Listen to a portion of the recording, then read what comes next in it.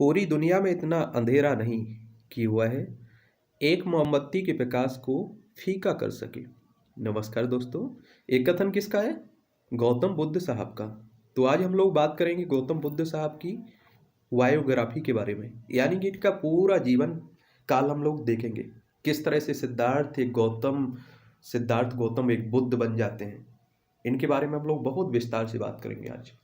और आज भी आप देखते हैं कि इनके जो विचार थे, जो इनके उपदेश थे, उसने किस तरह से दुनिया को बदल दिया, दुनिया को एक नया रास्ता चुना, दिखाया। आप देखते हैं कि आप भी अभी भी देखते हैं कि कई देशों को हमारे जो विदेश नीति बनती है, जैसे आप देखिए कि जो आपका थाईलैंड हो गया, चीन हो गया, कोरिया हो गया, जापान, मंगोलिया, बर्मा, श्रीलंका, इन देशों से जब भी हमारी विदेश नीति बनती है तो बौद्ध धर्म को भी एक मतलब इसका आधार माना जाता है। उसमें बौद्ध धर्म का भी आप सोचिए एक तरह से योगदान रहता है। तो बहुत कुछ सीखने को है, आज आपको बहुत कुछ मिलेगा सीखने के लिए। ठीक है, तो ये आपको इनकी पिक्चर्स दिख रही होगी, यानी कि फोटो। याद रखिए उस समय कैमरा तो हुआ नहीं करते थे, आप सभी जानते हैं। तो आपके व्यक्तित्व में के बारे में किसी ने कुछ लिख दिया तो आपके उसी हिसाब से आपकी छवि कर दी जाती है चित्रकारों के द्वारा। तो वही किया गया है। ठीक है, अब हम लोग सबसे पहले इनके जीवन के शुरू में चलते हैं, यानी कि बचपन से ही बात करते हैं। महात्मा बुद्ध का प्रारंभिक जीवन देखते हैं। गौतम बुद्ध का पूरा नाम सिद्धार्थ गौतम था। एक बात और बता दूं, यहाँ इनका जो बुद्ध नाम पड़ा, ये तो पड़ा है कब मिला इन्हें? आप सोचिए, ज्ञान प्राप्ति के बाद। इसके पहले इनका नाम था सिद्धार्थ गौतम। और इनका जन्म कब होता है? 563 ईसा पूर्व के बीच कपिल वस्तु के पास लुम्बिनी, नेपाल में। इनका जन्म कब होता है? 563 बीसी में, ईसा पूर्व में। याद रखिए, आप लोगों को ज्यादा ध्यान इनके जन्म पर मत देना है, क्योंकि कई ग्रंथ इनके जन्म को अलग अलग डेट बताते हैं। तो हमें क्या जन्म से लेना है? बस इतना समझिए कि आज से 2000 2,500 हजार पहले कोई ऐसा व्यक्ति हुआ जिसकी शिक्षा और धर्मों को हम लोग आज भी मान रहे हैं। आज भी इनके मतलब ऐसे इन्होंने उपदेश दिए। अहिंसा को आप देखिए, अहिंसा को गांधी जी तो 1917 में देखते हैं आप लोग, उन्होंने यूज किया, मतलब उपयोग किया हमारे भारत में आकर। लेकिन आज से सोचिए, आप 2,500 साल के लगभग किसी व्यक्ति ने इस तरह की बातें कही थी, उसमें आज भी हम लोग अपना रहे हैं। तो इनके विचारों पर और इनके उपदेशों पर ध्यान दीजिए आप लोग, इसी से आपको कुछ सीखने को मिलेगा। ठीक है,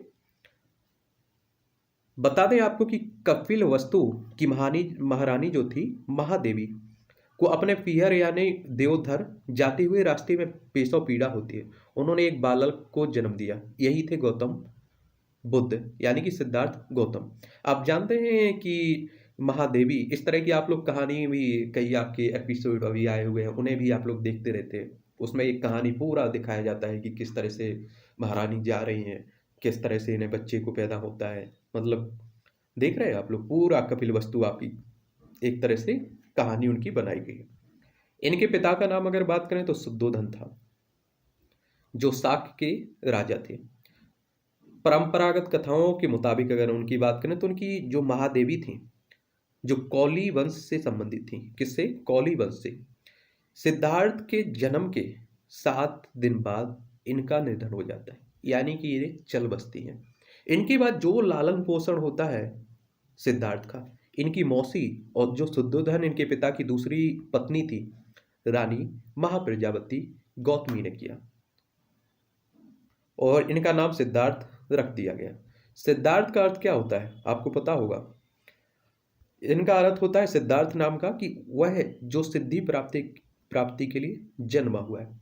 एक बात और आपको यहाँ बताऊं, जब इनका जन्म हुआ तो आप देखते हैं कि जन्म से पहले, यानी कि जब माँ के गर्भ में होता है बच्चा, तो कई क्या राजा महाराजा क्या किया करते थे कि ना, मतलब उसके भविष्य के बारे में पूछा करते थे। तो इनके भविष्य के बारे में पंडितों, जो भी इस तरह के संत होते हैं, पंडित होते हैं, उन्होंने बताया था या तो आपका बेटा एक महान सम्राट यानी कि राजा बनेगा, या ये महान संत बनेगा जो पूरी दुनिया को बदलने की, अपने जो उपदेश होंगे उससे बदलने की कोशिश करेगा। और वैसा ही हुआ, आपने देखा है। इनके कहा जाता है इनके पिता ने घर से नहीं निकलने देते थे, कहीं हमारा बेटा संत ना बन जाए। और भी कहानी आगे है, हम बताएंगे, ठीक है। अर्थात सिद्ध आत्मा जिसे सिद्धार्थ ने गौतम बुद्ध बनकर अपने कामों से सिद्ध भी कर दिया। वहीं इनके जन्म के समय एक साधु ने भविष्यवाणी की थी कि यह बालक एक महान राजा या फिर किसी महान धर्म का प्रचारक होगा, जैसा मैंने बोला ना वैसा। आगे चलकर साधु महाराज की इस भविष्यवाणी को गौतम बुद्ध ने सही भी साबित कर दिखाया। वे पवित्र बौद्ध धर्म के प्रवर्तक बने और समाज में फैली बुराइयों को दूर कर उन्होंने समाज में काफी हद तक सुधार भी किया हुआ है। आज ही हम लोग देख रहे हैं, उन्हीं के सुधारों की वजह से आज भी हम समाज में देखते रहते हैं सुधार। अभी तो हम लोग देखिए, आप किस संत देखते हैं, किस तरह से संत हैं, किस तरह से हमारे यहाँ के राजनेता है, इनसे आप लोग बाखूबी परिचित भी हैं। वही राजा शुद्धोधन को इस भविष्यवाणी के बारे में पता चला तो वे काफी सतर्क हो गए। उन्होंने इस भविष्यवाणी को गलत साबित करने के लिए अथक प्रयास भी किए, क्योंकि सिद्धार्थ के पिता चाहते थे कि वे उनके राज सिंहासन को संभाले और अपने पुत्र के कर्तव्य को पूरा करे। आप भी जानते हैं कि कोई पिता नहीं चाहेगा, इस समय भी नहीं चाहेगा कि हमारा बेटा संत बने। उसकी यही इच्छा रहेगी कि हम जो काम कर रहे हैं उसके बाद वो संभाले उसे, समझ रहे हैं। और राजा की एक अलग बात हो जाती है। वहीं इसलिए वे उन्हें अपने राजमहल से बाहर भी नहीं निकलने देते थे, यानी कि बाहरी दुनिया को देखने ही नहीं देते थे। वे सिद्धार्थ को अपने महल के में सभी ऐशो आराम देने की कोशिश कर रहे थे, लेकिन बालक सिद्धार्थ का मन बचपन से ही इन आडंबरों से दूर ही था।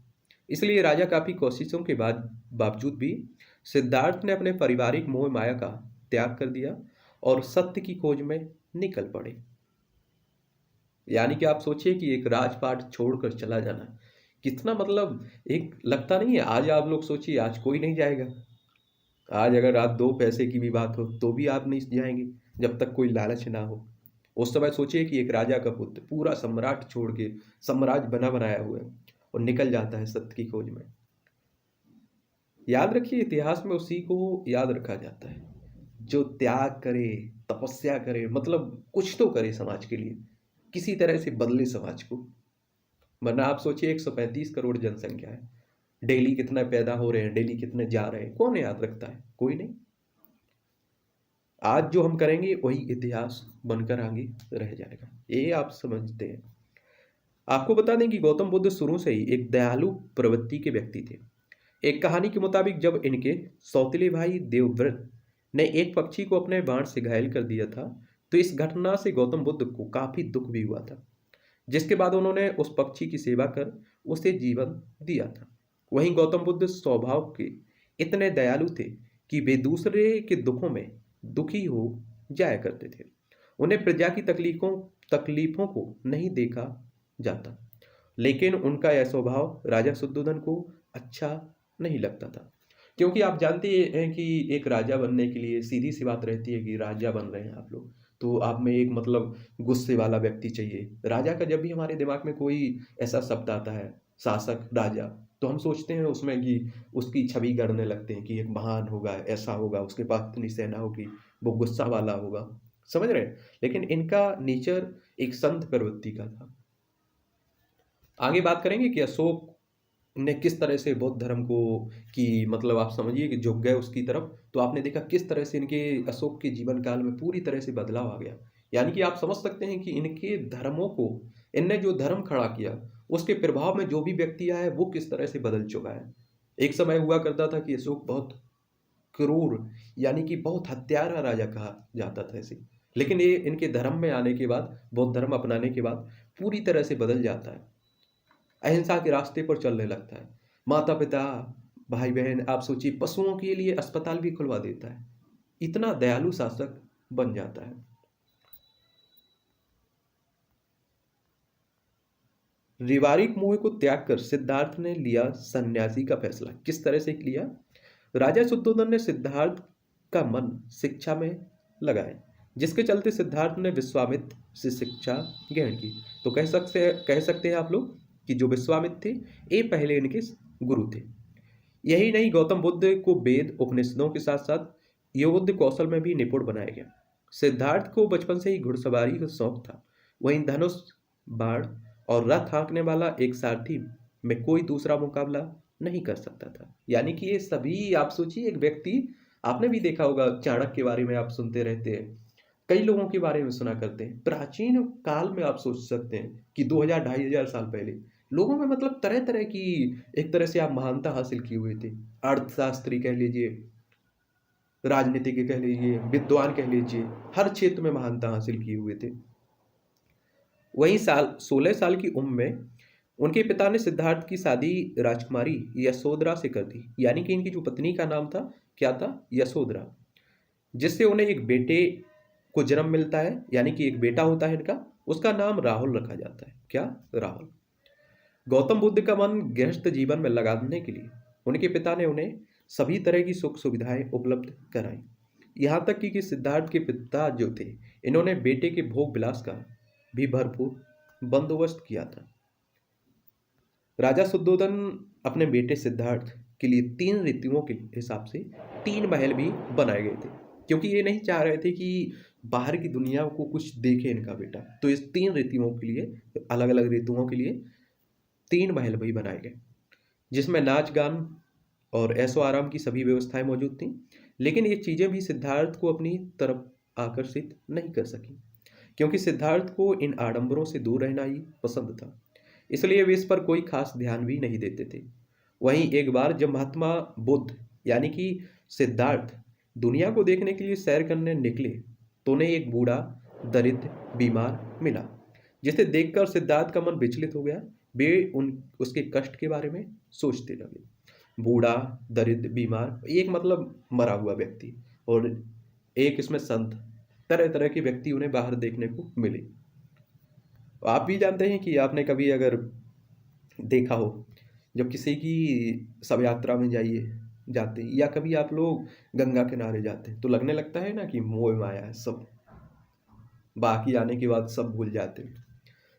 एक कथा का भी आप लोग देखते रहते हैं कि कथा होती रहती है, उसमें पंडित जी भी बड़े विचित्र टाइप के आजकल ज्ञान देते हैं। मैं कहीं सुन रहा था अभी कुछ ही दिन पहले कि पंडित जी खुद बोल रहे थे कि पैसे सब मोह माया है, खुद 10-10 20-20 लाख रुपए ले रहे हैं उस कथा करवाने के। और उसके बाद मैंने देखा एक जगह गौशाला का उद्घाटन था, वहां देखा कि गायों को घास खिलाने के लिए लोग फोटो खिंचवा रहे हैं, गुरुजी खुद खिला रहे हैं। उसके बाद मैंने एक दिन देखा गुरुजी घर में अपनी, यहाँ जो गाय आ रही है उन्हें परेशान कर रही है, उसे लठ से पीट रहे हैं, डंडे से मार रहे हैं। समझ रहे हैं? मतलब ये हम अपने ऊपर कोई मतलब ज्ञान दूसरे को दे सकते हैं, लेकिन उस ज्ञान को अपने ऊपर लागू नहीं करना चाहते हम। जो नियम हम दूसरे के लिए बनाते हैं, काश अपने ऊपर पहले लागू कर लें, तो मुझे लगता है कि बहुत कुछ बदल सकता है।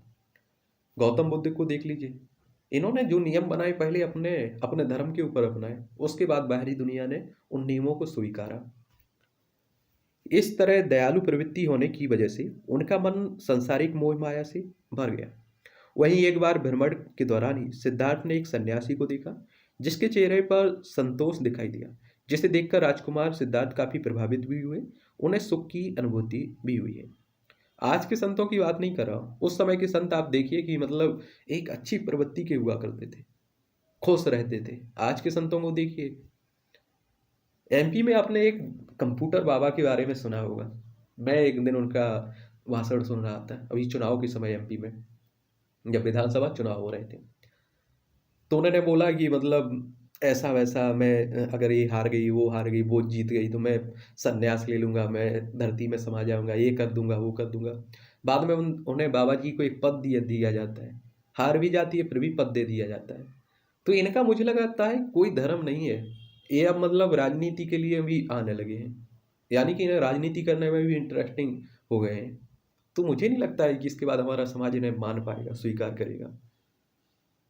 देखिए, हर किसी का अपना अपना काम है, उसे अगर आप निभा करते हैं, तो मुझे लगता है कि आपका स्थान सर्वोच्च है।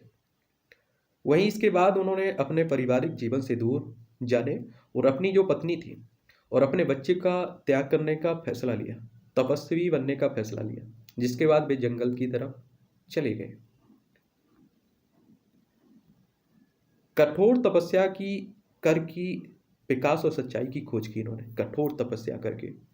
आपको बता दें कि गौतम बुद्ध यानी कि सिद्धार्थ ने जब घर छोड़ा, तब उनकी आयु महज 29 साल की थी। जब इन्होंने घर त्यागा, तो उस समय इनकी आप देखेंगे कितने साल की थी, 29 साल के लगभग। इसके बाद उन्होंने जगह जगह ज्ञानियों से ज्ञान लिया, तप के मार्ग की महत्ता को जानने की कोशिश भी की। इसके साथ ही उन्होंने आसन लगाना भी सीखा और साधना शुरू की। आपको बता दें कि सबसे पहले वो वर्तमान बिहार के राजगीर स्थान पर जाकर मार्गों पर भिक्षा मांगकर अपना तपस्वी जीवन शुरू किया इन्होंने। वहीं इस दौरान उन्हें राजा बिंबिसार ने गौतम बुद्ध सिद्धार्थ को पहचान लिया और उनके उपदेश सुनकर उन्हें सिंहासन पर बैठने का प्रस्ताव दिया, लेकिन गौतम साहब ने मना कर दिया, यानी कि सिद्धार्थ ने मना कर दिया। इसके अलावा कुछ समय के लिए वे आंतरिक शांति की खोज में भी पूरे देश के घूमकर साधु संतों से मिलने लगे। उस दौरान उन्होंने भी एक साधु की तरह भोजन का त्याग कर जीवन व्यतीत करना शुरू कर दिया। इस दौरान वे शरीर से काफी कमजोर भी हो गए, लेकिन इन्हें कोई संतुष्टि नहीं मिली, जिसके बाद उन्हें यह एहसास हुआ कि अपने शरीर को तकलीफ देकर ईश्वर की प्राप्ति नहीं हो सकती है। आप समझ रहे हैं कितना बड़ा मतलब उपदेश दिया कि अपने शरीर को तकलीफ देकर ईश्वर की प्राप्ति नहीं हो सकती है। आप सोचिए कि हम खुद कुछ ना कर पाए और हम दूसरे को करें, मुझे नहीं लगता है कि सफल होंगे हम लोग। पहले खुद पर उन नियमों को लागू करना पड़ेगा। अगर आप सोचिए खुद स्वस्थ नहीं रहेंगे, दूसरे को कैसे स्वस्थ रख पाएंगे? खुद खुश ना रहें, दूसरे को खुश कैसे रख पाएंगे? तो ये संभव नहीं है। पहले खुद को खुश रखना होगा, उसके बाद आप दूसरे को खुश रख सकते हैं। फिर भी आपने देखा कि उन्होंने सही तरीके से ध्यान लगाना भी शुरू किया, जिसके बाद उन्हें इस बात का एहसास हुआ कि अति किसी बात की अच्छी नहीं होती, जल्दी किसी बात की अच्छी नहीं होती। आज हम लोग क्या करते हैं, जल्दी जल्दी हड़बड़ा हड़बड़ा के काम करते हैं, और मैंने कई बार देखा है कि इसमें हम लोग नुकसान भी कर बैठते हैं। तो धैर्य रखिए, अपने समय पर सब कुछ होगा। ठीक है, मेहनत करते रहिए। अपने ईश्वर के लिए खुद को कष्ट देना अपराध है। अपने ईश्वर के लिए खुद को कष्ट देना अपराध है। यही नहीं, इस सत्य को जानने के बाद महात्मा गौतम बुद्ध ने तपस्या और व्रत के तरीकों की निंदा भी की। भगवान गौतम बुद्ध को हुए ज्ञान की अगर प्राप्ति की बात करें, यानी कि इन्हें जो ज्ञान प्राप्ति हुई उसकी बात अगर हम करें, तो एक दिन गौतम बुद्ध बोध गया बिहार में पहुंचे। वे उस दिन बहुत थक गए थे। बैसाखी पूर्णिमा का दिन था। वे आराम करने के लिए पीपल के पेड़ के नीचे बैठ गए और ध्यान लगाने लगे। इस दौरान भगवान गौतम बुद्ध ने यह प्रतिज्ञा ली कि जब उनको सत्य की खोज नहीं हो जाती तब तक वो यहाँ से नहीं हिलेंगे।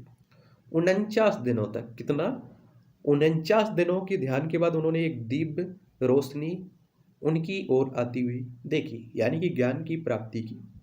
आपको बता दें कि गौतम बुद्ध की खोज का नया मोड़ था ये।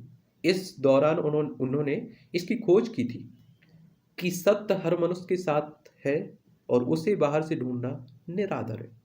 इस घटना के बाद उन्होंने गौतम बुद्ध के नाम से जाना गया। पहले आप जानते हैं कि सिद्धार्थ गौतम के नाम से इन्हें जाना जाता था, लेकिन जब इन्हें ज्ञान प्राप्ति हुई तो इन्हें गौतम बुद्ध के नाम से जानते हैं। ये सामान्य तौर पर आज भी आप देखते हैं कि गौतम बुद्ध ही कहलाते हैं। सिद्धार्थ के नाम से कम ही लोग इन्हें जानते हैं। वहीं उस वृक्ष को जिसके नीचे इन्हें ज्ञान प्राप्ति हुई उसे बोधि वृक्ष और उस स्थान को बौद्ध कहा गया। इसके बाद इन्होंने पाली भाषा में बौद्ध धर्म का प्रचार प्रसार भी किया। आपको बता दें कि उस समय आम लोगों की भी पाली भाषा थी। और एक बात आप भी जानते हैं कि आप सोचिए कि उत्तर भारत में हमारे हिंदी सब कोई जानता है, और आप कहें कि आप कहीं तमिल भाषा बोलने लगे, तमिल भाषा में यहाँ जो भी काम करवाना है, जो भी आपको जागरूकता फैलानी है, तमिल भाषा में फैलाने लगे, तो आप भी जानते हैं कि आधे से अधिक लोगों को समझ में ही नहीं आएगा। तो आप अपने काम में सक्सेस भी नहीं, यानी कि सफल भी नहीं हो सकते हैं। तो आपको वहाँ की कॉमन भाषा चुननी होगी जो सबको, मतलब सब उसमें आते हो। अभी भी आप देखते हैं कि कई योजनाएं आती हैं तो वो हिंदी भाषा में रहती हैं, क्योंकि हम लोग उत्तर भारत में जो रहते हैं अधिकतर लोग इसमें हिंदी अच्छी जानते हैं।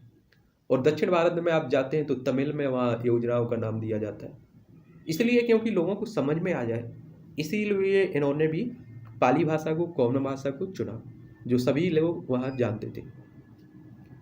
यही वजह थी कि लोगों ने इसे आसानी से अपना लिया, क्योंकि अन्य प्रवर्तक उस दौरान संस्कृत भाषा का इस्तेमाल कर रहे थे, जिसे समझना लोगों के लिए थोड़ा कठिन भी था।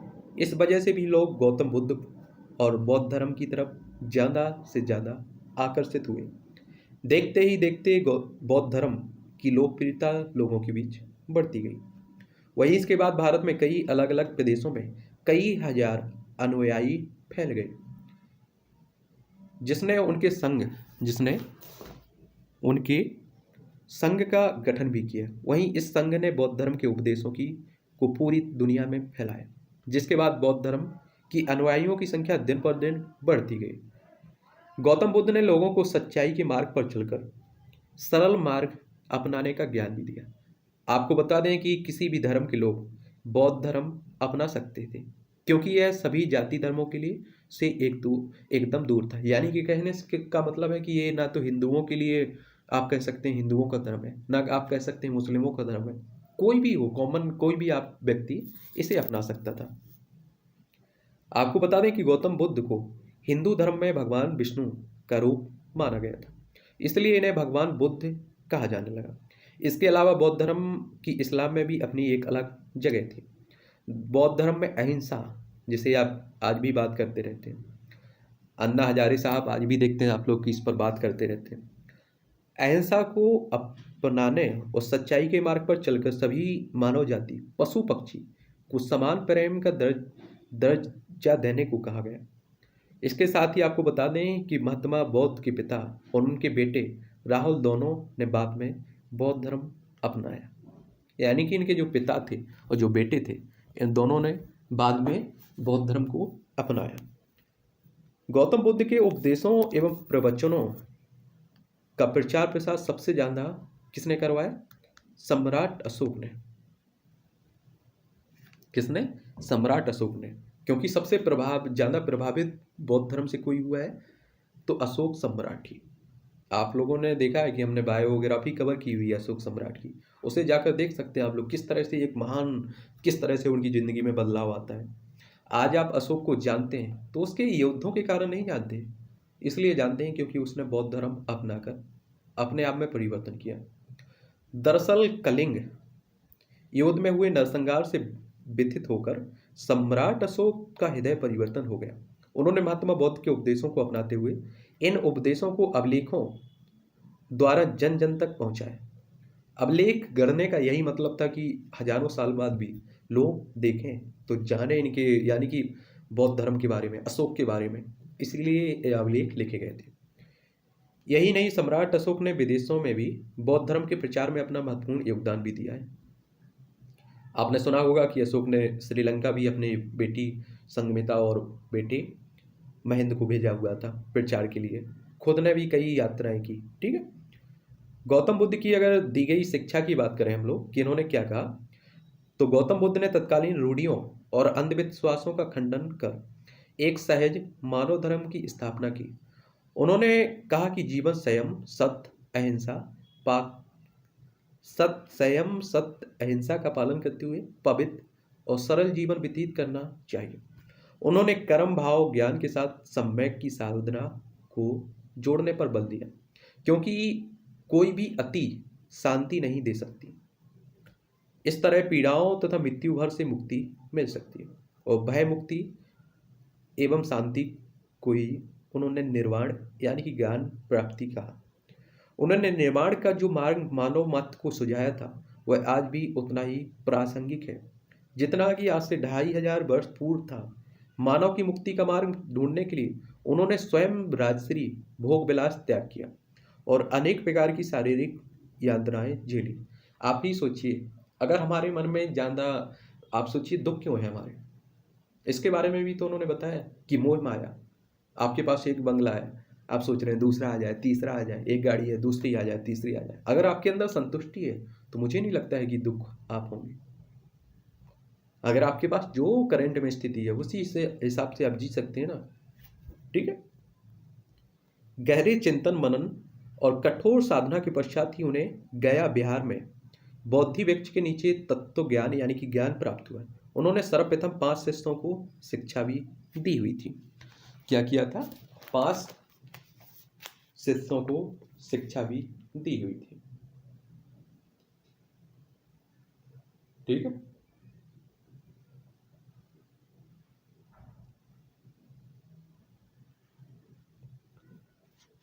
चलते हैं आगे, हम बात करते हैं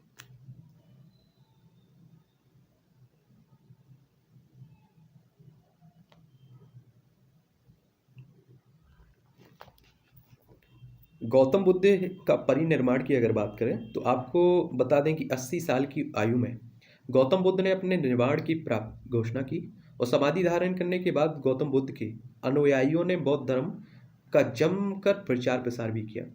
उस दौरान महात्मा बौद्ध द्वारा दिए गए उपदेशों को जन जन तक पहुंचाया, यानी कि हर समाज के तबके तक पहुंचाया। और बड़े स्तर पर लोगों ने बौद्ध धर्म के उपदेशों को भी अपनाया। भारत के अलावा आप देखेंगे चीन, Thailand, Japan, Korea, Mongolia, Burma, Sri Lanka जैसे देशों में बौद्ध धर्म आज भी आपको बड़े, उस समय भी था, आज भी आपको देखने को मिलेगा। ये कहाँ से गया? बौद्ध धर्म हमारे ही देश से इन बाकी देशों में फैला, याद रखिए। बौद्ध धर्म के प्रचार की अगर बात करें हम लोग तो तत्पश्चात अनेक प्रतापी राजा हुए जिन्होंने, जो बौद्ध धर्म के अनुयायी भी बने। उन्होंने भारत के बाहर भी तेजी से बौद्ध धर्म को फैलाया। आज भी बौद्ध धर्म आपका चीन, जापान, कई देशों का प्रधान धर्म भी बना हुआ है। उनके द्वारा बताई गई बातों की स्थानिक लोग बड़ी श्रद्धा से मानते थे। उनकी मृत्यु के बाद भी लोग उनके द्वारा बताए गए रास्ते पर चलते थे, उनकी बातों का पालन भी करते थे। उनकी बातों को कई लोगों ने अपने जीवन में अपनाकर अपना जीवन समृद्ध बनाया। उनकी मृत्यु के 400 साल बाद भी लोग उन्हें भगवान का रूप मानते थे। आज भी आप देखते हैं कि कई देश ऐसे भी हैं कि बौद्ध को भगवान मानते हैं। हमारे यहाँ भी देखते हैं आप लोग, गुरु पूर्णिमा मनाई जाती है। किस लिए मनाई जाती है? इन्हीं की याद में। दुखों से अगर मुक्ति दिलाने के लिए बौद्ध धर्म ने अष्टांगिक मार्ग अपना बताया हुआ था। एक क्या था अष्टांगिक मार्ग, इसे भी देख लीजिए। महात्मा बौद्ध के उपदेश बड़े ही सीधे और सरल हुआ करते थे, यानी कि हर किसी को समझ में आने योग्य इनके उपदेश थे। जो इनके मतलब आप सोचिए विचार थे, वो सबको समझ में आ जाते थे। उन्होंने कहा है कि समस्त संसार दुखों से भरा हुआ है और यह दुख का कारण इच्छा तृष्णा है। जो मैंने बात की थी ना, इच्छा मतलब हमारी इच्छा बढ़ती जाती है। आज हमारे पास आईफोन नहीं है, ये भी तो दुख का कारण बन चुका है। नहीं है भाई, मेहनत करिए, आगे आ जाएगा, ठीक है। लेकिन दुखी होने से क्या मिलेगा? इसी में आधे लोग दुख बने रहते हैं कि मेरे पास कार नहीं है, मेरे पास बंगला नहीं। इच्छाओं का त्याग कर देने से मनुष्य दुखों से छूट जाता है। उन्होंने लोगों को भी बताया कि सम्यक दृष्टि, सम्यक भाव, सम्यक भाषण, सम्यक व्यवहार, सम्यक निर्वाह, सत्य पालन, सत्य विचार, सत्य ध्यान से मनुष्य की तृष्णा मिट जाती है, वह सुखी रहता है। भगवान बुद्ध के उपदेश आज के समय में भी बहुत प्रासंगिक है। और आज समाज याद रखिए बहुत बदल चुका है। आज हम लोग अगर मौत के मुँह में भी जा रहे हैं, बुढ़ापे में मालूम चल गया कि 10 दिन बाद मौत भी है, तब भी मोह माया लगी हुई है, समझ रहे हैं। और मुझे लगता है कि अगर आप सत्य में जीते रहते हैं, आप हकीकत में जीते हैं, तो आपको मौत का कभी डर नहीं लगेगा कि कभी भी मौत आ जाए। आप खुश रहेंगे क्योंकि आपने जितना समय मिला हुआ है आपने उस पर 100% दिया है। इसीलिए तो मैं हमेशा कहता है कि जो भी काम करिए जिंदगी में, मैं ये नहीं कह रहा हूँ पढ़ाई लिखाई की बात कर रहा हूँ, जो भी किसी भी फील्ड में XYZ, वहाँ अपना 100% दीजिए उस काम को। किसी से प्यार कर रहे हैं तो 100% करिए, यानी कि अपनी तरफ से कोई कमी मत छोड़िए। इससे क्या होता है कि ज़िंदगी में काश शब्द खत्म हो जाता है, और एक काश शब्द ही हमारी ज़िंदगी में बहुत दुख देता है। तो इसलिए जो भी आप पढ़ाई कर रहे हैं, जिस भी क्षेत्र में आप लोग, उसके बारे में, उस क्षेत्र में एक मास्टर बन जाइए आप लोग, ठीक है। महात्मा बौद्ध का जीवन वाकई कई प्रेरणा देने वाला रहा है। जिन्होंने मानवता की मुक्ति का मार्ग ढूंढने के लिए उन्होंने खुद राष्ट्रीय भोग विलास त्याग दिया और कई तरह की शारीरिक परेशानियों का सामना किया। उन्होंने ज्ञान और सत्य की खोज के लिए कठोर साधना भी की, जिसके बाद उन्हें, आपने देखा बिहार में बौद्ध वृक्ष के नीचे ज्ञान भी प्राप्त हुआ। आपको एक बात मालूम होगा, आज तो हमें लगता है कि हम लोग करंट में जीते ही नहीं, हम लोग कभी अपने आप से मिलते ही नहीं हैं। हम मतलब जी रहे हैं। मैं कहता हूँ 24 घंटे आपके पास रहते हैं डेली के, एक 5-10 मिनट अपने आप से मिल तो लिया करिएगा। आप क्या कर रहे हैं?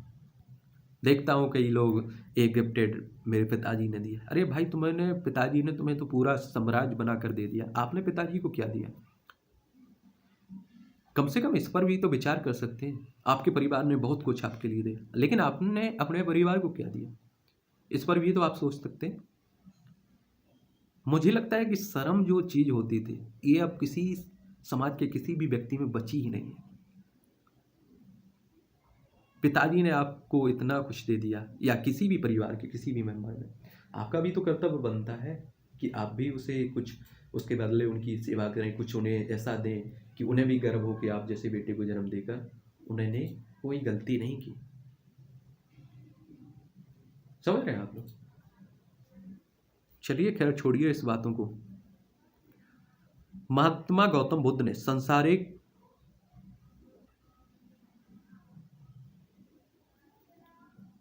सॉरी एक सेकंड, आपको बता दें कि महात्मा बुद्ध ने अपने 5 शिष्यों की शिक्षा भी दी थी। यहाँ तक कि कई बुद्धिमान और प्रतापी राजा भी महात्मा बुद्ध के उपदेशों को ध्यानपूर्वक सुनते थे, उनका अनुसरण करते थे और वे गौतम बुद्ध के अनुयायी बन गए। इस तरह बौद्ध धर्म भारत में ही नहीं बल्कि पूरी दुनिया में बड़ी तेजी से फैल गया था।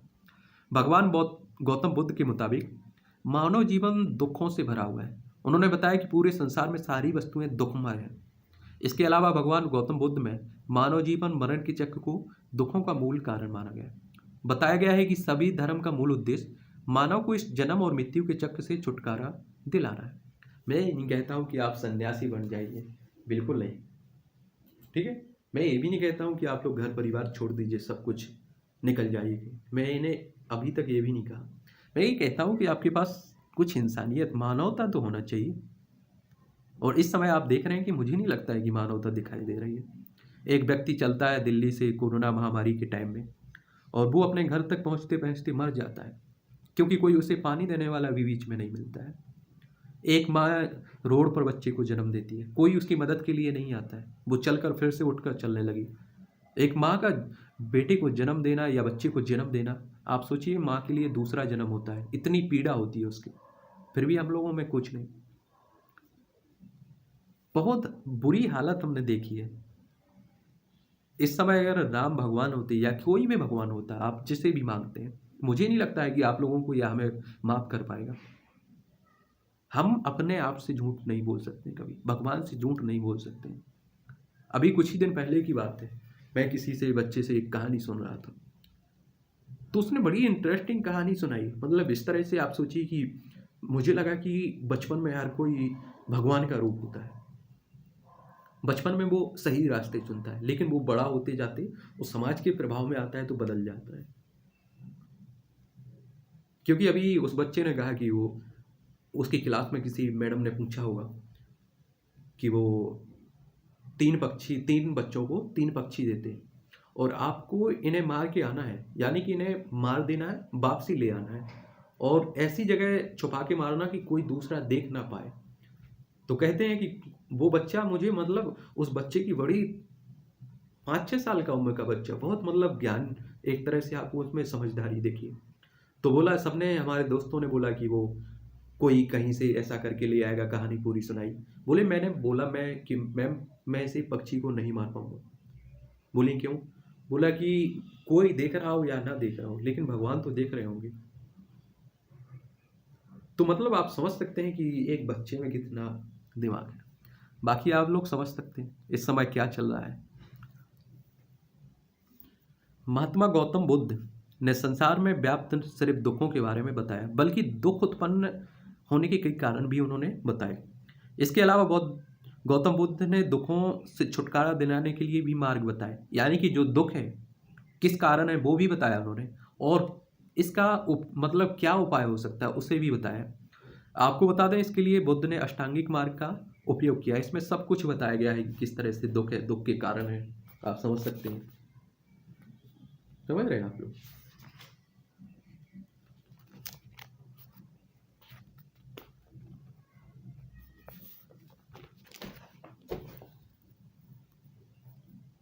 अष्टांगिक मार्ग देख लीजिए आप लोग, क्योंकि आपके मन में बहुत टाइम से शब्द गूंज रहा है, फिर भी क्या मतलब होता है इसका, इसे देख लीजिए।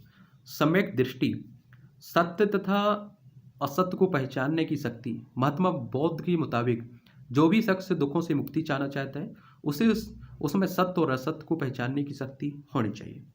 सम्यक संकल्प, इच्छा एवं हिंसा रहित, यानी कि आपकी इच्छा एवं हिंसा रहित मतलब अहिंसा का रास्ता। महात्मा बुद्ध के मुताबिक जो लोग दुखों से मुक्ति पाना चाहते हैं उन्हें ऐसे संकल्प लेने चाहिए कि हिंसा रहित हो और उनकी इच्छा प्रबल हो। सम्यक वाणी, सत्य एवं मृदु वाणी।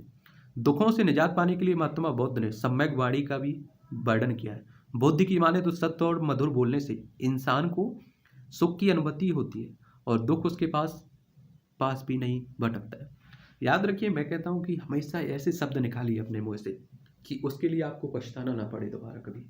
ठीक है, हो सकता है कि आपकी वो लास्ट शब्द हो किसी के लिए, लेकिन आप अपने शब्दों से कभी दुख ना हो। ठीक है, फिर आप देखेंगे सम्यक कर्म, सत्कर्म, दान, दया, सदाचार, अहिंसा इत्यादि। दया करुणा का भाव रखना और दान पुण्य और अच्छे कर्मों से भी मनुष्य दुखों से दूर रहता है। आप सोचिए, मैंने तो कभी नहीं बोलता हूँ कि आप पूरा घर किसी को दान दे दीजिए, अपना पूरा पैसा साम्राज्य पूरा दान दे दीजिए, लेकिन ऐसा भी तो कर सकते हैं कि अगर हम देखते हैं अपने परिवार में अपने बच्चों को, दीपावली के टाइम पर आपने देखा है कि हमारे बच्चे आज 2500 से 5000 तक की पटाखे लगा देते हैं आग। तो इसमें हम लोग अगर 2500 या 5000 के अपने बच्चों को खरीद के दे रहे हैं, तो 100 रुपये के अगर किसी गरीब के बच्चे को दिला देंगे तो क्या बिगड़ जाएगा? आपकी वजह से कम उसके चेहरे पर खुशी तो आएगी। आप 50,000 कमा रहे हैं, उसमें से 10 रुपये अगर दान कर देते हैं, और दान का मतलब मेरा ये कभी नहीं रहा है कि आप जाके मंदिर में पुजारी पाठ करने वालों को दे दीजिए। मैं कभी इसमें ना भरोसा करता हूँ और मैं आपको मना नहीं करूँगा, आप दीजिए आपकी जो भी हो, लेकिन मैं कहता हूँ कि बाहर जो भी आपको कहीं गरीब दिख रहा है, भूखा दिख रहा है, उसे खिला दीजिए उस पैसे का, कम से कम वो हक में लगेगा। मुझे नहीं लगता है कि आप दंड जो दान देंगे उस वो हक में लगेगा। तो ये भी कर सकते हैं आप लोग, और इतना तो आप लोग कर सकते हैं कि दीपावली हो या फिर आप होली का टाइम हो, कोई भी त्यौहार हो बड़ा, तो आप अगर 50,000 की शॉपिंग कर रहे हैं तो एक 2-4 हज़ार रुपये की बस्ती वालों में अगर कहीं आपके पास है इस तरह की बस्ती बसी हुई है गरीबों की, तो आप वहाँ जाकर कर सकते हैं, इसमें कोई बड़ी बात नहीं है।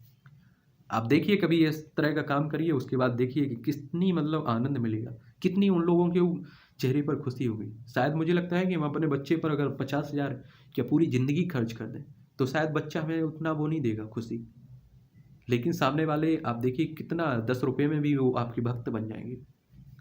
सम्यक अजीब आजीब जीवन यापन का सदाचार पूर्ण एवं उचित मार्ग। गौतम बुद्ध ने सम्यक आजीव को भी जीवन यापन का उचित मार्ग बताया। सम्यक व्यायाम, विवेकपूर्ण प्रयत्न। महात्मा बुद्ध ने दुखों को दूर करने के लिए सम्यक व्यायाम करने का को भी कहा। उनका कहना है कि किसी काम को करने के लिए अगर विवेकपूर्ण प्रयास किए जाए तो सफलता जरूर अर्जित होती है और मानव दुखों से दूर रहता है। सम्यक स्मृति अपने कर्मों के प्रति विवेकपूर्ण ढंग से सजग रहने की शिक्षा भी देता है। महात्मा बुद्ध ने मानव जीवन के दुखों को दूर करने के लिए अपने कर्मों के प्रति विवेकपूर्ण तरीके से ढंग से सजग रहने की भी शिक्षा दी। सम्यक समाधि, चित्त चित्त की एकाग्रता। मानव बुद्ध ने मानव जीवन में एकाग्रता के महत्व को भी बताया। उन्होंने कहा है कि सम्यक समाधि लेने से मनुष्य दुखों से दूर रहता है। इसके अलावा गौतम बुद्ध ने निर्माण प्राप्ति को सरल बनाने के लिए निम्न 10 सीलों पर बल भी दिया है। अहिंसा, सत्य, अस्तेय यानी कि चोरी ना करना, अपरिग्रह यानी कि किसी प्रकार की संपत्ति ना रखना, मद सेवन ना करना, असमय भोजन ना करना, शोक प्रसत बिस्तर पर नहीं सोना, धन संचय ना करना, स्त्रियों से दूर रहना, नित्य गान आदि से दूर रहना। मैं नहीं कहता हूँ, देखिए मैं कभी ये नहीं बोलूँगा कि आप इस तरह के सभी रास्ते चुन लीजिए, क्योंकि संभव भी नहीं है सभी समाज के लोगों के लिए। आप कुछ ही रास्ते चुन लीजिए। आप मैं कहता हूँ संपत्ति बनाइए, सब शादी कीजिए, ब्याह कीजिए, बच्चे पैदा कीजिए, लेकिन 2 शब्द आप लोग हमेशा अपने आप में काफ़ी अच्छे से रखिए, एक मानवता, दूसरा इंसानियत। ये दोनों शब्द ऐसे हैं कि शायद इनका हम लोग अर्थ कभी ना तो समझ पाए और ना ही समझ पाएंगे, मुझे तो ऐसा ही दिखता है। आप में इंसानियत है तो मुझे नहीं लगता है कि आप कुछ गलत करेंगे।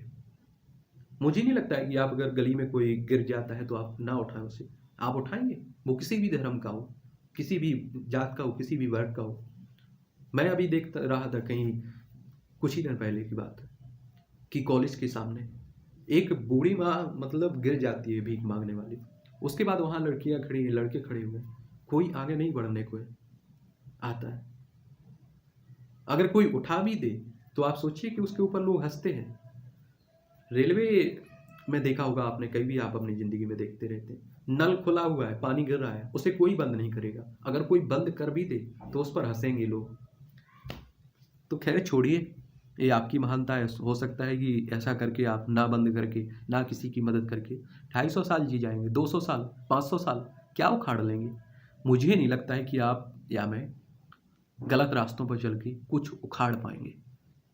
ठीक है, तो 250 साल जीना जीना नहीं है कोई।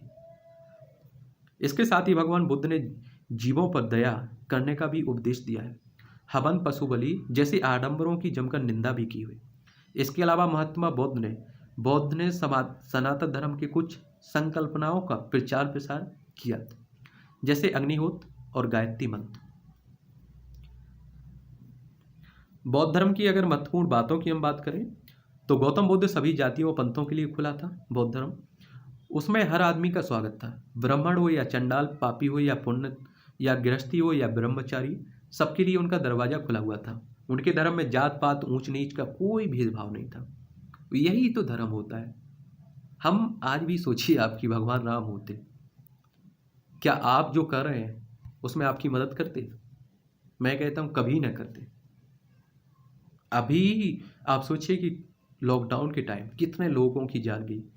सब नेता आपके यहाँ के, कोई मुझे नहीं लगता है विधायक से लेकर मंत्री या फिर जो भी जिस पद पर है, कोई रोड पर दिखा हो गरीबों की मदद करते हुए, नहीं ना। मुझे नहीं लगता है कि भगवान होते इस समय तो वो घर में बैठकर चुपके से बैठकर ये तमाशा देख रहे होते, कभी नहीं।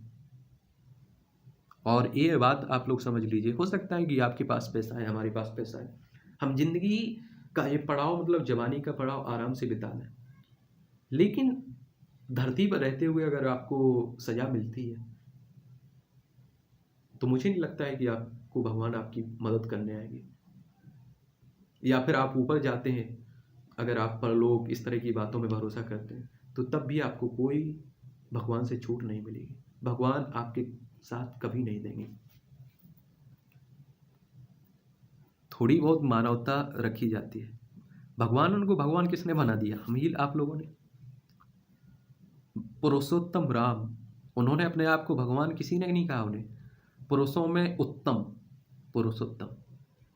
समझ रहे हैं आप कि उनके मतलब विचार थे, जो उनकी एक तरह से उद्देश्य, उन्हें हम लोगों ने अपनाया है, उन्हीं कारण उन्हें जाना जाता है। आज भी आप देख सकते हैं, आज अगर आपके लिए, आप किसी के लिए, किसी गांव के लिए आप लोग भगवान बन जाते हैं, आप उसके लिए हर तरह से सुख दुख, हर समस्या का समाधान करते हैं आप लोग। तो मैं तो कहता हूँ कल आपको भी वो भगवान मानने लगेंगे, आपकी भी पूजा करने लगे, वे ऊपर वाले भगवान को भूल जाएंगे, आपकी पूजा पाठ में लग जाएंगे। तो आपके कर्मों से मुझे लगता है भगवान बनते हैं। ठीक है, अब आप हनुमान जी साहब को ले लीजिए, भगवान हनुमान जी को, कि वो एक, मतलब आप सोचिए, मनुष्य में नहीं है, वो एक बंदर थे। हम यहाँ मनुष्य खड़े हुए हैं, यहाँ भगवान बनने की थी, तो वो इस पार को, इस लकीर को पार करते भगवान बन चुके हैं। आज भगवान राम की जहाँ भी मूर्ति आपको देखने को मिलेगी, वहाँ सिर्फ आप सोचिए कि हनुमान जी की जरूर मिलेगी। लेकिन हम लोग मतलब एक स्टेप हम लोग पार करके भगवान नहीं बन सके। ये हमारी सबसे बुरी, हमारे लिए शर्म की बात है। आप सोचिए, महात्मा गौतम बुद्ध ने अपने उपदेशों से न सिर्फ कई लोगों की जिंदगी को सफल बनाया, बल्कि लोगों की सोच भी विकसित की। इसके साथ ही लोगों ने करुणा और दया का भाव भी पैदा करने में अपनी अहम भूमिका निभाई। बौद्ध शब्द का अर्थ इंसान की अंतरात्मा को जगाना है। वहीं जब लोगों को बौद्ध धर्म के बारे में पता लगना शुरू हुआ तो लोग इस धर्म की तरफ आकर्षित भी हुए। अब ना सिर्फ भारत के लोग बल्कि दुनिया के कई करोड़ लोग बौद्ध धर्म का पालन करते हैं। इस तरह गौतम बुद्ध के अनुयायी पूरी दुनिया में फैले हुए हैं। हमारे देश में आप देख सकते हैं कि ये खत्म होता जा रहा है, लेकिन बाकी देशों में देखिए अभी भी अपनाया जा रहा है। अभी भी आप देख सकते हैं, हिंदू संस्कृति हो या कोई भी हमारे यहाँ साड़ी पहनने की प्रथा हो, मैंने देखा है अभी, फिर या आप संत बनने की प्रथा हो, तो हमारे देश से खत्म होता जा रहा है। बाकी विकसित देश हैं जो, मैंने वहाँ देखा है कि लोग हमारी जो संस्कृति रही उसे अपना रहे हैं, लोग संत बन रहे हैं। समझ रहे हैं? और मैंने कहीं देखा था कि वो अमेरिका में लोग साड़ी पहनने लगे हैं, साड़ी को महत्व दे रहे हैं, और हमारे यहाँ देखिए कि संस्कृति से हटते जा रहे हैं। अमेरिका में मैंने सुना था कि कोई संत प्रवृत्ति के भी लोग बनते जा रहे हैं, और हमारे यहाँ देखिए खैर अलग बात है वो। एक भी आप सुनते रहते हैं बुद्ध पूर्णिमा या गौतम बुद्ध की जयंती। गौतम बुद्ध की जयंती या फिर बैसाख की पूर्णिमा हिंदी महीने के दूसरे महीने में मनाई जाती है, इसलिए इसे बेसक या फिर हनुमत सूरी भी कहा जाता है। खासकर यह बौद्ध धर्म की प्रचार प्रचलित है। बौद्ध धर्म में आस्था रखने वाले लोग बुद्ध पूर्णिमा को बड़ी धूमधाम से भी मनाते हैं, क्योंकि उनका एक प्रमुख त्यौहार भी रहा है। आपको बता दें कि बुद्ध पूर्णिमा के ही दिन गौतम बुद्ध का जन्म भी हुआ। इन्हें इसी दिन इन्हें ज्ञान प्राप्ति हुई और इसी दिन इनका यानी कि निर्धन हुआ, यानी कि महानिर्माण हुआ। आप समझिए कि इनका जन्म उसी बुद्ध पूर्णिमा के दिन होता है। ज्ञान की प्राप्ति भी इन्हें बुद्ध पूर्णिमा के दिन होती है। और इनकी जब यानी कि इन ये जब धरती से जाते हैं तो महानिर्माण जिसे बोलते हैं आप लोग, ये भी बुद्ध पूर्णिमा के दिन ही हुआ, जब ऐसा किसी अन्य महापुरुष के साथ नहीं हुआ है। इसलिए इस दिन को गौतम बुद्ध की जयंती या फिर बुद्ध पूर्णिमा के नाम से हम सब आप लोग जानते हैं। अब कुछ इनके विचार दिए गए हैं जो आपकी ज़िंदगी में भी बदलाव कर सकते हैं। देखिए, कोई भी आपका दोस्त होगा तो आप समझते होंगे कि उसमें अच्छाई नहीं होगी, कुछ उसमें बुराई होगी। कुछ आपके दोस्त अगर दूसरा है तो उसमें बुराई होगी, अच्छाई होगी। तो आप बुराइयों को छोड़िए ना, उसमें से जो अच्छाई है उन्हें भी तो आप ले सकते हैं। बौद्ध धर्म में मैं कहता हूँ कि शादी ना करना या घर परिवार छोड़ना ये अलग बात हो जाती है, इतना मत करिए। मैं तो कहता हूँ संपत्ति रखिए, सब करिए, लेकिन आप कुछ अच्छाई हैं उन्हें तो आप लोग स्वीकार कर सकते हैं, अपने आप पर लागू कर सकते हैं। गुजरा वक्त वापस नहीं आता, यानी कि जो समय गुजर जाता है वो वापस नहीं आता है। इसीलिए तो मैं कहता हूँ कि समय रहते हुए सब कुछ कर लीजिए।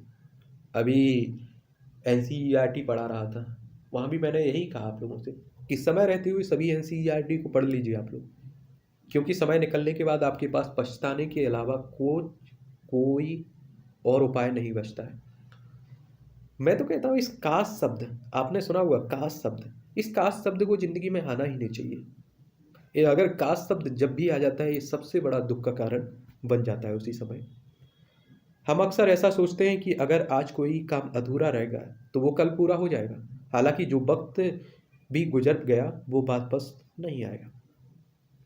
जिस तरह एक मोमबत्ती बिना आग के खुद नहीं जल सकती, उसी तरह एक इंसान बिना आध्यात्मिक जीवन के जीवित नहीं रह सकता है। भूतकाल में मत उलझो, भविष्य के सपनों में मत खो जाओ, वर्तमान पर ध्यान दो, यही खुश रहने का रास्ता है। ये आप भी जानते हैं कि आज आप लोग अपने आप पर जितना मतलब मेहनत करेंगे यही कल आपको निखारेगा और आपको सफल बनाएगा। ठीक है। सत्य के मार्ग पर चलते हुए व्यक्ति केवल दो ही गलतियां कर सकता है, या तो पूरा रास्ता ना तय करना या फिर शुरुआत ही ना करना। यही दो सबसे बात है, और जो पूरा रास्ता तय कर ले वो हमेशा याद रखा जाता है। समझ रहे हैं? कई लोग होते हैं कि आप अगर सिविल सर्विस की तैयारी कर रहे हैं या किसी भी स्टेट पीसीएस की तैयारी या किसी भी एग्जाम की तैयारी कर रहे हैं, एक लोग होते हैं जो सोचते हैं और बैठे रह जाते हैं, वो सोचते ही रहते हैं।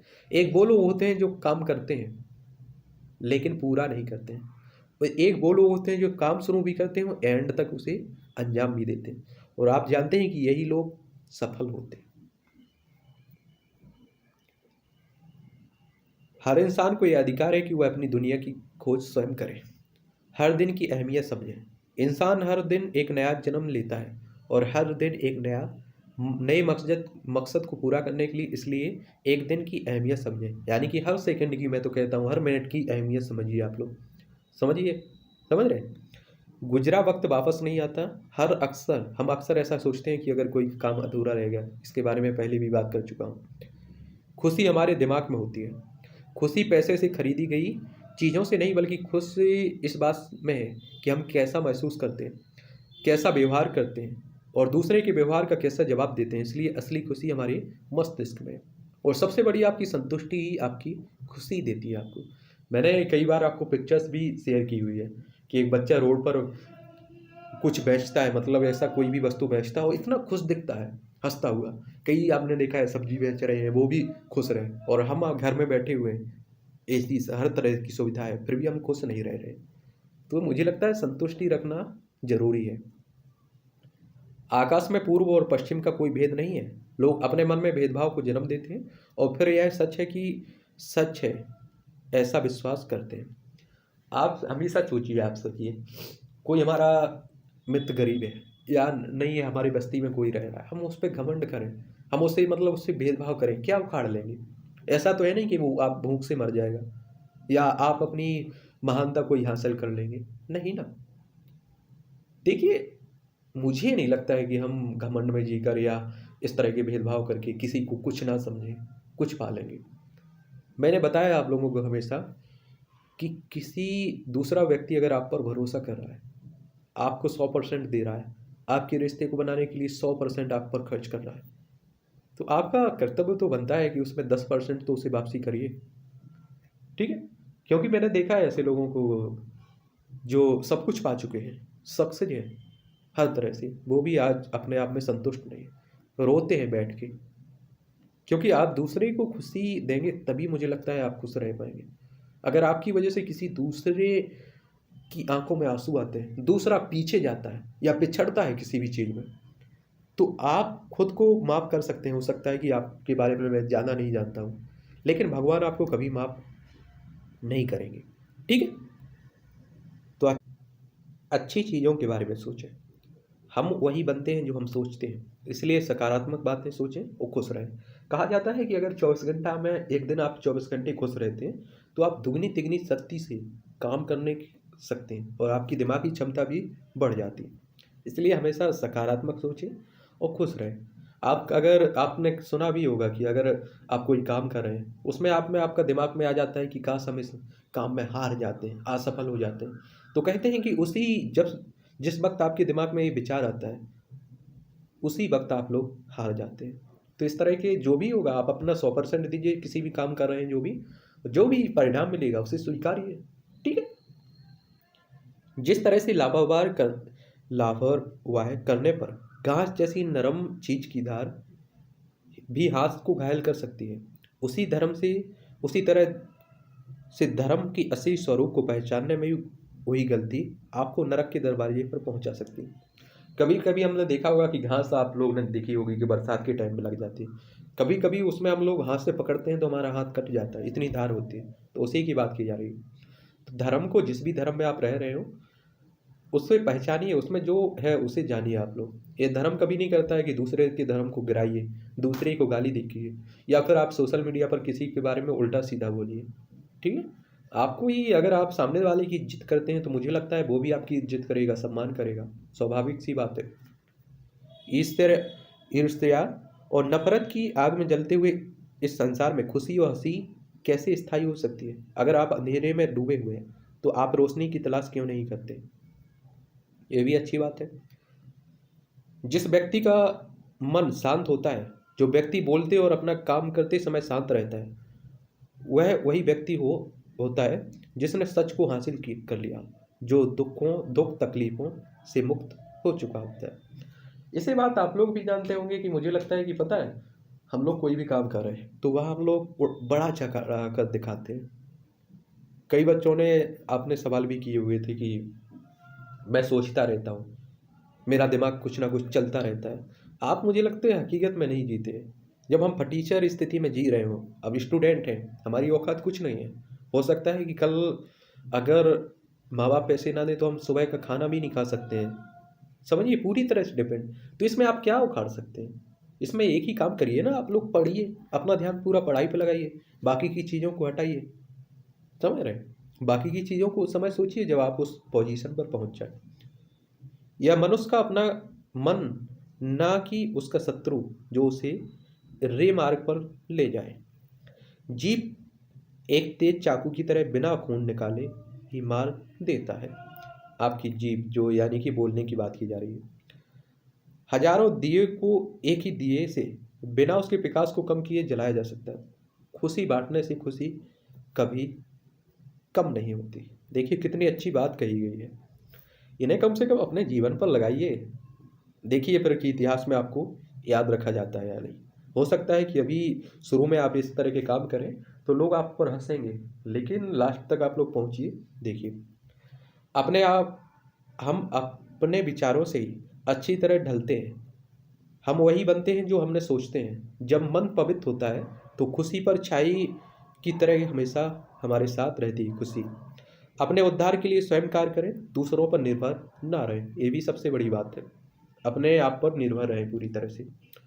1000 खोखले शब्दों से एक शब्द बेहतर है जो शांति लाता है। और मैंने हमेशा बोला है कि कोई अगर पूरा 1000 का कोई सेंटेंस बोल रहा है, 100 शब्द बोल रहा है, तो उसमें आप लोग हमेशा ऐसा शब्द एक बोलिए जो पूरे उसके 100 शब्दों की भरपाई कर दे और बात ही वहीं ख़त्म हो जाए। कोई गाली दे रहा है तो वहाँ एक शब्द बोलकर ऐसा निकल जाइए कि शांति हो जाए और आप निकल जाए वहाँ से, ठीक है।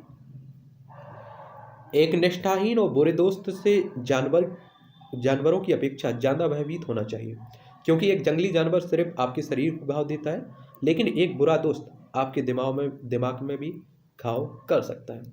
इस तरह के आप भी सोचिए, थोड़ा इन पर विचार किया करिएगा आप लोग। जब भी आप कभी कुछ पढ़ते हैं तो इन पर आप विचार करना चाहिए आपको, समझ रहे हैं।